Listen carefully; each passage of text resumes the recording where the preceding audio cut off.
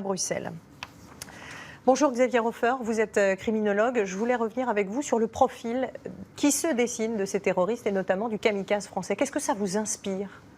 Tout sauf l'étonnement, puisque depuis Mohamed Merah et l'année 2012, inlassablement, ce sont toujours les mêmes profils qui reviennent. C'est-à-dire ceux d'individus qui ont commencé une carrière dans la criminalité de droit commun. Ce ne sont pas, comme le disent souvent aimablement les médias, des petits délinquants. Mohamed Merah avait 20 inscriptions à son casier judiciaire, dont 11 pour vol à main armée. Les vols à main armée, ce sont des crimes.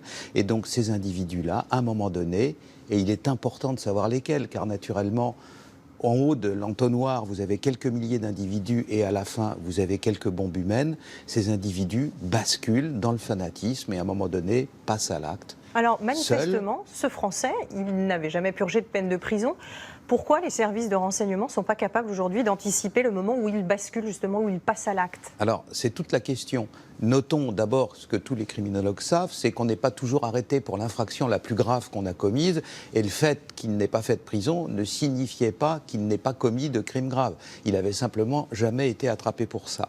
En revanche, lui, le Mostefaï en question, à un moment donné, il bascule et il suit un espèce d'itinéraire. Généralement, on dit que ça passe par les réseaux sociaux. C'est pas vrai, c'est des fréquentations, c'est les mosquées, etc., les plus radicales. C'est des réseaux qu'on n'est pas capable de surveiller aujourd'hui en France ? Et voilà. Et donc, quand on parle d'impréparation ou quand on parle d'échecs, quand même près de 130 morts, vous avez affaire à des gens qui obligatoirement doivent accomplir des gestes précis avant de passer à l'acte. Prenons le cas des frères Kouachi. On l'a appris naturellement trop tard, ils viennent rôder autour de Charlie Hebdo, premièrement. Deuxièmement, il faut qu'ils se procurent des kalachnikovs. Troisièmement, ils achètent des cagoules. Quatrièmement, ils volent une voiture. Un enfant de 4 ans, moyennement doué, voyant à la fois la cible hyper repérée et hyper connue qu'est Charlie Hebdo, des individus qui rôdent autour, qui après ça vont se procurent des armes, etc., on se rend compte que quelque chose se prépare. Alors qu'est-ce qui nous manque ? Qu'est-ce qui manque aux services de renseignement aujourd'hui ? Il leur manque une capacité de détecter ces actes-là de façon précoce. Pendant très longtemps, les gens de l'antiterrorisme ont travaillé sur des formes de terrorisme qui étaient stables et durables.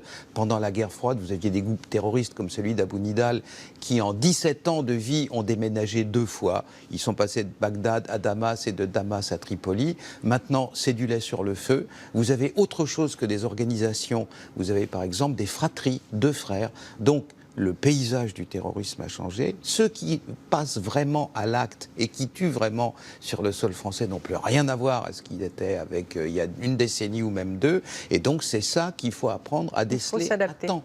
C'est-à-dire avant le passage à l'acte. Il faut apprendre, pour prendre une image, à arrêter les gens le 10 septembre plutôt que l'attentat se produise le 11 septembre et qu'on ait 3000 morts à pleurer le 12. J'ajoute, si vous me le permettez, qu'il faut faire très attention avec ces histoires de retour de Syrie.